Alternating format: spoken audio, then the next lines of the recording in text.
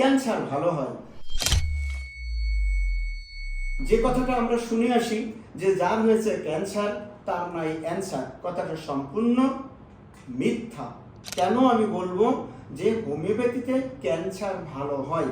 তো এই কথা আমি বলছি না যে 100 জন রোগী দেখলেই 100 জন ভালো হবে, এমন কোনো কথা তো নেই। পৃথিবীতে এমন কোনো ব্যাধি তো নেই যা রোগী দেখলেই সেটা ভালো হবে, তা তো নেই।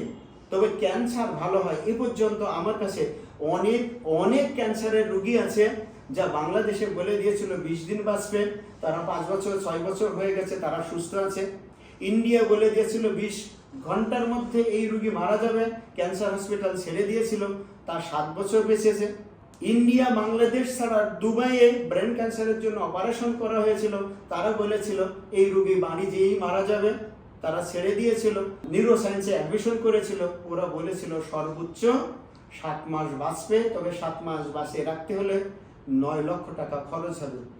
9 লক্ষ টাকা খরচ না করে 7 মাস বাঁচানোর জন্য আমার কাছে চিকিৎসা দেওয়া হয়েছিল।